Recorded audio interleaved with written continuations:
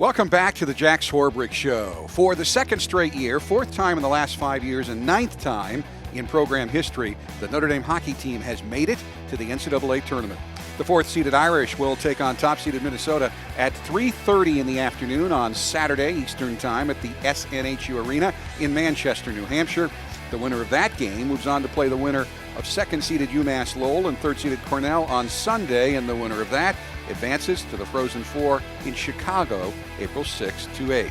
Two members of the team that truly represent the future of the Notre Dame hockey program, sophomore defenseman Bobby Nardella and sophomore forward Joe Wegwerth, have taken some time out of their very busy schedules to join us this week. As we tape this, you're getting ready to get on a plane and go back out east. What does it say about this program that making the NCAA tournament is now expected each year? I think it's probably a huge honor for the program. It's definitely something that we work towards all year, and as a program committing here and coming here, it's kind of what this program sells, is that it's going to be a top dog and a competitor every year, and trying to make the tournament. And now that you're in it, it's like now that we've been in it for the last 5 years, I think it's time to start making some noise in it and really starting to make a push. And Bobby, you guys have been in it both of your college careers. So, I mean, what is that mindset like? Do you kind of expect it? Does that take some of the pressure off because you almost just assume we have the talent, we have the coaching, that we should make this? Yeah, I think so. I wouldn't say it's necessarily pressure on us, but, like you said, we made it last year being our freshman year.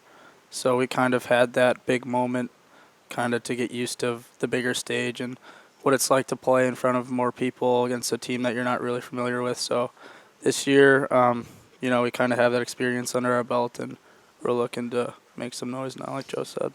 You're from Rosemont, Illinois, just outside of Chicago. What would it mean to you to play in the Frozen Four in Chicago? Oh, it'd be awesome. I'd never played in the United Center. I've been watching games on TV. I've been to a few Hawks games too. So I'd have a lot of family members going, a lot of friends if we're fortunate enough to make the Frozen Four. But, we got a lot of work to do before I can look forward to that. Joe, you're, of course, from New York, but Yeah. the Blackhawks have been doing really, really well. Would it be – I know you just played on the Bruins ice in Hockey East. Would that be a thrill to play in the Frozen Four at the United Center? Yeah, actually, my family and I, we just moved to Chicago 2 years ago, so that would be pretty cool. I know they've kind of turned into Blackhawks fans here lately, so I guess, yeah, that'd be something that's pretty special. You both played in the USHL before you came to Notre Dame. What was that experience like? It was cool. It was really different, moving away into kind of a more remote area than what we're used to, I guess. Kind of tighter-knit communities, less going on in Midwest area. So it was cool living with a different family. You're a little nervous going into it as your first year, but it was a really fun experience. Joe? Yeah, I mean, I was fortunate enough to have some great experiences playing for 3 different teams, so that was something that was really cool. And, you get to really know the families, and you kind of become part of the family too. And so I still keep in touch with all my billet families, and so it's been a really great experience, lifelong friendships. Now, Joe, you were drafted by the Florida Panthers, early entry draft in 2014 in the 4th round.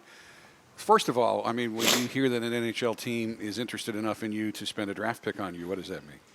Obviously, it's a huge honor. I mean, just a day I'll never forget. I mean, just being there with my family and having some of my best friends and some coaches around, it was something that was really special. And, it was something I really worked hard for those 2 years leading up to it. But, I mean, that's kind of been pushed towards the back burner now. I mean, my main focus is being here and being a part of this team. So, I mean, it's nice to look forward to at some point, but now obviously really isn't the time.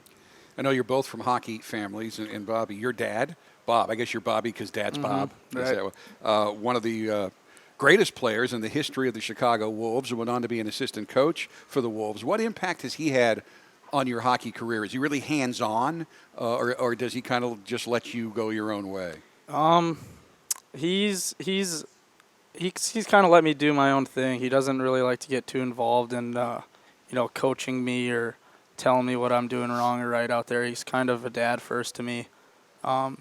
Even though he was my coach my whole life, he never put too much pressure on me, or like you'd see some some sports dads do to their kids, but he never, he was always a dad first to me, which was really nice in my childhood. How much were you able to see him play? All the time. I went to all the home games in Rosemont, actually, when I was little, so it was really cool. Talk about the Wolves, because everybody hears Chicago and they think of the Blackhawks, Mm-hmm. but if you're from the Chicago area, the Wolves have a pretty diehard following as well. Right. And especially when my dad was there, the Blackhawks were kind of going through that rough period of not winning and not getting a big fan base, and actually I'm pretty sure the Wolves had a pretty big fan base. So, those games are always really exciting. I think they won 3 championships when my dad was there, so it was a really fun time. So what kind of hockey town is Chicago? It's awesome. The youth hockey's growing even more. It's always been pretty good, the Chicagoland area, but I think it's grown even more. The Mission actually just partnered with the Blackhawks with their new building downtown, so that's going to be their home rink now, which will probably increase the youth activity even more. So it's fun to see all the younger guys, all the younger kids getting involved in hockey. Now, Joe, your dad played at Kent State, so you're also from a hockey family. What impact has he had on your playing career? Yeah, I mean, obviously kind of similar to Bob. He's kind of just been a dad first. I mean, he never really had gotten on me about, like, how I was playing or anything. It was more getting on me about being a better person, a better teammate. And I think especially growing up, those are the lessons that I've kind of carried with me more so than any of the hockey lessons that he's taught me. But obviously he's always there for support. I mean, he's kind of turned into my mentor a lot since I've been here because he's kind of gone through it and kind of knows what I'm going through. And so, he's a great resource to have, and I love him for it. So, you both scored 7 goals for the Irish this year. Hopefully you're going to add some more this weekend. Bobby, of course, you're a defenseman, 7 goals, 14 assists. Joe, 7 goals, 4 assists as a forward, developing into a power forward for this team. And I'm not going to have you joke with him about getting more assists because that's kind of the role of the defenseman. You're bringing the ice up and feeding guys. But just talk about how each of you fits into the offense. I think my role is just kind of as an offensive defenseman. I like to jump in the play, create offense whenever I can, but I try not to take too many risks. I kind of pick and choose my spots where I can jump up with the forwards and get involved. But yeah, we have some really skilled forwards on our team, so I try not to do too much and give the puck to them.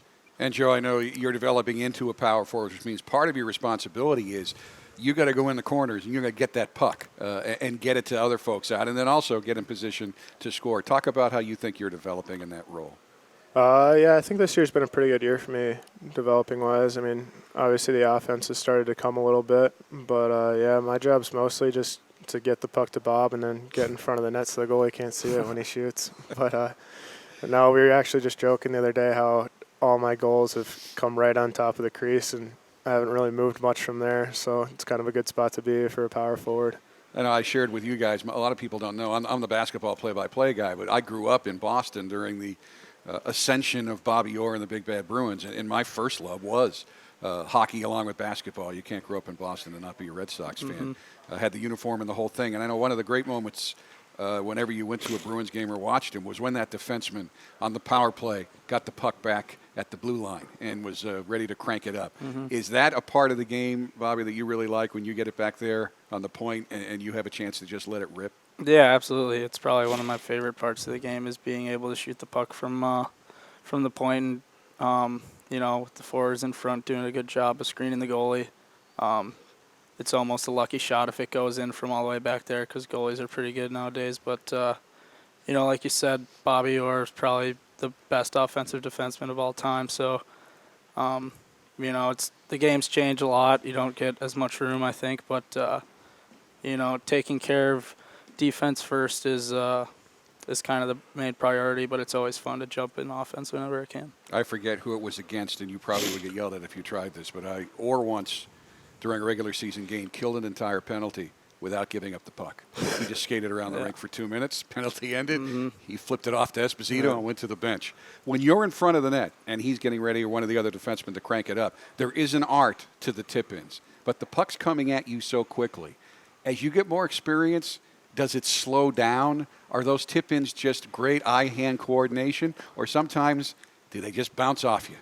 I think it's a little bit of everything. I like the ones that just bounce off you. Those are the easiest ones 'cause they're really just hitting you. But I think a lot of practice goes into the tipping. I mean, that's something that myself, the defenseman, the other guys that stand in front kind of work on every day. And, I mean, I don't know if the puck slows down ever. It seems like every year these guys are shooting the puck harder. But I don't know. I think part of it's just luck and part of it's just practice. So. You both missed some time this year with injuries, but you were able to rehab with the medical staff and the training staff and get back to full strength. So you're ready to head into the NCAA tournament now. You've both been back for quite some time and back in a rhythm. But talk to me a little bit about that process. When you go down with an injury, the resources and the assistance that you're given to get back into game shape. We probably have some of the best resources in the country. We both had the same knee injury, and I think it's safe to say we wouldn't have come back as strong and as soon as we did if it wasn't for Kevin Ricks, our trainer, and Tony Rolinski, our strength coach. Those guys put in so much time to make sure that we're healthy. But if we do get hurt, they're still there for our support and their knowledge and resources that they are for us to get back as soon as possible. Joe, anything to add to that? Not really. Just going to kind of echo that Kevin Ricks and Tony Rolinski just do a great job with us. I mean, even just kind of getting back, keeping you in game shape, I think is the biggest thing. And they kind of just work together on that to keep you ready to go. And when we come back, it was kind of like we didn't miss a beat. So it was easy to get right back in there. Clearly, from your experience and success in the USHL, you're among the elite of American hockey players. Why'd you choose to come to Notre Dame? For me, I think it was just a combination of everything that I wanted. When I first started visiting, I was actually in the Joyce Center here when the rink was there, and kind of got pulled into Coach Jackson's office, and they showed me the blueprint of what was going to be Compton. And, that was obviously pretty exciting. I was still pretty young at that age, but, as the process went along and you saw the rink kind of come into play and all the good guys and all the good teams that were starting to come through here, and, with it being a Catholic university, it kind of just fit everything that I was looking for. Bobby? Kind of the same thing, just a combination of how successful the athletics are here as a whole, how good of an academic school it is, and being from Chicago, it's only an hour and a half, 2 hours away from home, so it was important for me to see my family whenever they could for home games. And like Joe said, it's probably the best facility in the country when it comes to the locker room and the ice and the weight room, and also going along with the coaches, the great coaching staff we have here. I developed a really good relationship with Andy Slaggert when I was younger. His son actually played with my younger brother at the Chicago Mission, so I already had a relationship with him, and it was just, once I came here, it was just a perfect fit for me. How does Compton help you win? I think it kind of starts all with the fans. I mean, they're great. They're loud. They're there every night. I mean, on top of that, we have the band, which it makes everything so much better. It gives us the energy that we need. And going out there for warm-ups to hear the band gets you going, and then, I don't know, just the facility itself, like Bob said, the weight room, everything. Like, you win games by getting stronger, and, I don't know, just being able to have a place that we call home is just, it's something that, it's an intangible that this university offers. Bobby? It's kind of the same thing again. I mean, the band, Notre Dame band is one of the most famous bands in the world. Hearing them doing all the chants and hearing the student section go along with it, it really fires us up most of the time, and we kind of play for them. They bring us so much energy, and we just kind of fulfill what they bring to us and win games, and along with the facilities, like Joe said, our weight room, our cardio room, we have everything we need to prepare us to win, and it's all on us if we don't. Certainly, your schedules, you are so busy just getting your schoolwork work done and excelling, because when you come to Notre Dame, it's not enough just to stay eligible. They want you to have great success in the classroom and all the work you have. It's a 2-semester sport of hockey. But I've found in my years here, and one of my past lives was as a local sportscaster as well, that South Bend's a pretty good hockey town. I mean, we've got the ice box, you've got the support here. Hockey's not an official sport in high school in the state of Indiana, and yet there's a bunch of high school hockey teams, which means the parents are paying for it all and it's all volunteer. Have you been able to sense at all about the kind of hockey town South Bend is? Yeah, I think so. You know, we work the camps in summer school where there's a bunch of youth kids that are either just trying out hockey or they're a few years into it. And, you know, I think that has a lot to do with the Compton facility. You know, they built that youth rink for the public, and so more kids get involved in hockey. And I think that just goes to show of how successful that building is and what it's done to the community around here. I could talk to you guys for the whole hour, but it's time to wrap this up a bit. But I want to talk a little bit about just the academics, because that's one of the big reasons why you come here. If you're not interested in academics, it doesn't make any sense to come here. And I find it interesting that in this political climate, you're both political science majors. What is it like to be studying that major just in the rather unusual political circumstances in this country right now? Yeah, it's kind of interesting. We both started in the business school and kind of figured it wasn't really for us, and it's kind of funny how we switched in political science just as, you know, the election and all this kind of interesting events are unfolding in the world right now. So it's kind of cool to be studying it as it happens, kind of getting a real life kind of view and real time studying of it. So it's been interesting. I mean, I've got no complaints so far, and hopefully just keep studying it, keep enjoying it. So you guys are used to going out east. I mean, this is your last year in Hockey East, but you've been out to New England a bunch of times, so you're certainly familiar with the trip. Give me a brief scouting report on the Minnesota team you're taking on Saturday. I think we played them last year. You know, Mario Lucia was here and his dad, Don Lucia, is the coach. So we're pretty familiar with them. You know, we haven't played them in a while since last year. But, you know, we know that they're a really skilled team. They have a lot of offensive weapons that can score at any time, really. A pretty solid decor and a good goalie. So, you know, we're focused on what we need to do to beat them. Our coaches have done a good job for preparing us for what we need to do, and we're just excited to finally get going today. You can tell Bobby's the son of a coach. That's a pretty complete scouting report. But, Joe, you got anything to add to that? Not really. I think you kind of hit the nail on the head there. But I guess the one thing I would say is that we're kind of just really focused on us this week and what we're going to do. So, I mean, we could say all we want about them, but I think at the end of the day, it's really going to come down to us and what we have to offer. So. Well, hopefully we're talking to you soon about going to Chicago, but regardless of what happens, congratulations on another terrific year. Getting to the tournament is a great achievement, and we're looking forward to seeing you guys. You're good enough that I can't guarantee you'll both be here for 2 more years, but that's certainly what we're hoping. So thanks for taking some time to speak with us today. Good luck out there in New England this weekend. Yeah, thanks for having us. We're back with more on the Jack Swarbrick Show right after this timeout.